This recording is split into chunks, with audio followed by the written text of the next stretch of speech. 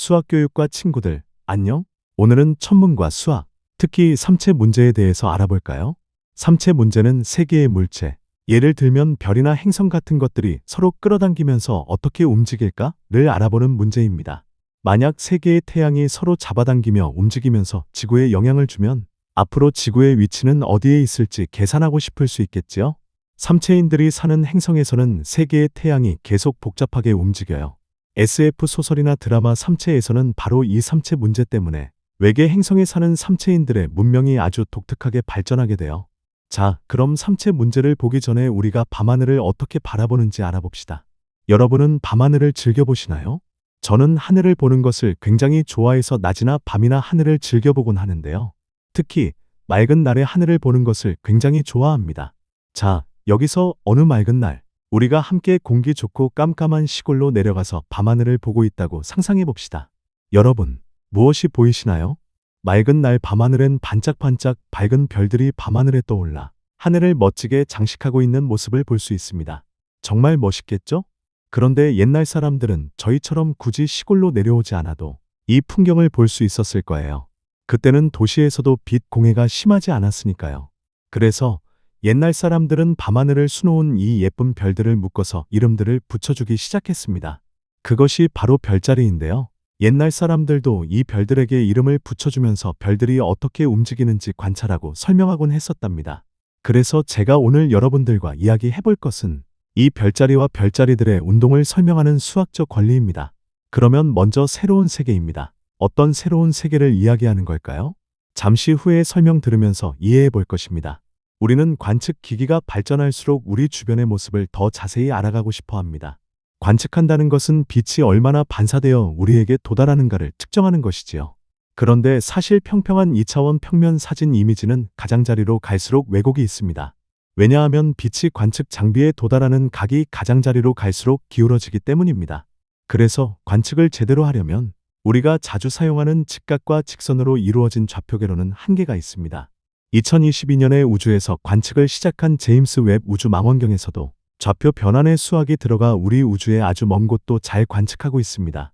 자, 그러면 새로운 세계를 보기 전에 우리에게 익숙한 직교 좌표계를 먼저 봅시다.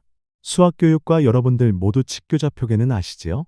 그 유명한 데카르트가 방안을 날아다니던 파리를 보며 떠올렸다는 그 좌표계입니다. 많은 학생들이 학교 들어가면서 좌표계에서 서서히 수학을 포기한다고 합니다. 좌표계는 단순히 우리의 편의를 위해서 만든 것입니다.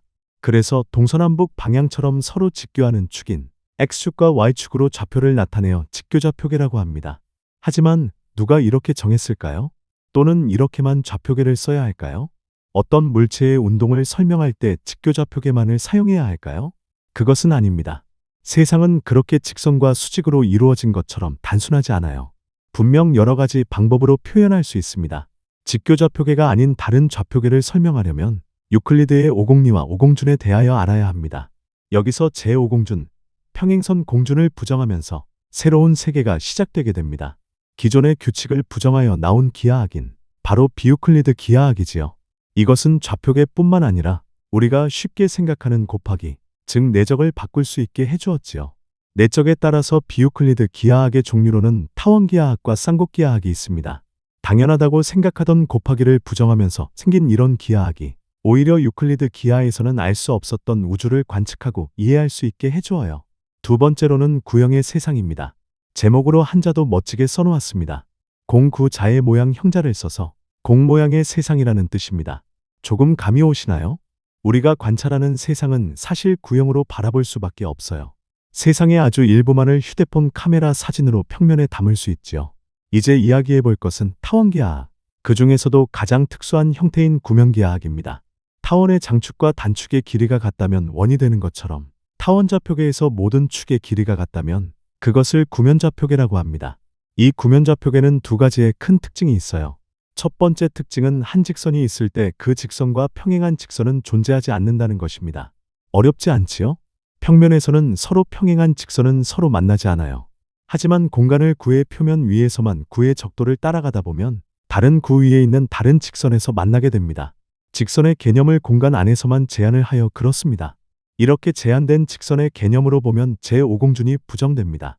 공간 속에서 곡률을 바라볼 때 우리는 내재적 곡률인 측지 곡률이 0일 때 그 공간 안에서 직선이라고 하지요. 구에서는 적도와 같은 가장 큰 원이 직선이 됩니다. 두 번째는 구면 위에서는 삼각형의 내각의 합의 최소값이 180도보다 크다는 것입니다.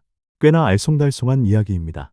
여기 그림을 보면 실제로 삼각형의 내각의 합이 180도가 넘어가는 것을 확인할 수 있습니다. 앞서 공간에서의 직선을 공간 내의 측지 곡률이 0인 것으로 정의하였습니다. 그렇기 때문에 우리 눈앞에 보이는 구 위에 있는 이 곡선은 사실 구 위에서의 직선입니다. 그리고 이 세 개의 직선으로 그려진 것은 구 위에 있는 삼각형입니다. 바로 이 삼각형의 내각의 합이 180도보다 큰 것입니다.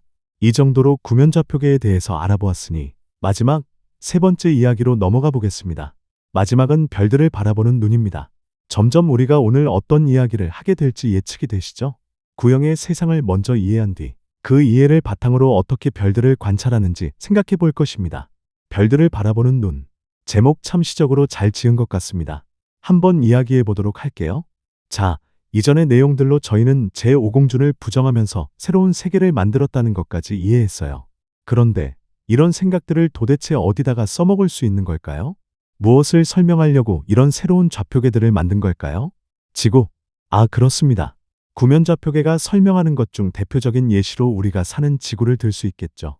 어느 노래 말 맞다나 우리가 사는 지구는 둥굽니다. 구형을 띠고 있죠. 그래서 우리가 사는 지구에서 벌어지는 범지구적인 스케일의 모든 일들은 모두 구면기하학으로 설명할 수 있어요. 비행기의 항로라든가 인공위성의 궤도가 그렇겠죠. 별자리 또한 구면기하학으로 설명할 수 있을 것입니다. 우리가 사는 지구가 둥글기에 별자리를 이해하려면 천체를 구형으로 이해해야 하지요. 그래서 고대의 수학은 천문에서 많이 발전을 합니다. 별자리를 보고 계절이 바꾼 것을 알고 아주 중요한 문제인 농사를 계획할 수 있지요. 그래서 천문과 관련된 수학 내용은 생존과 관련된 중요한 하늘의 문제였습니다. 이제 마지막엔 삼체 문제에 도착했어요. 삼체라는 중국의 SF 소설 아시나요? 그 소설의 주인공인 삼체운동에 대해서도 알아봅시다. 삼체인들이 사는 행성에서는 세 개의 태양이 계속 복잡하게 움직여요. 때로는 여러 개의 태양이 동시에 떠오르거나 갑자기 오랫동안 모두 지는 경우도 있죠. 이 변화는 전혀 예측할 수 없어요.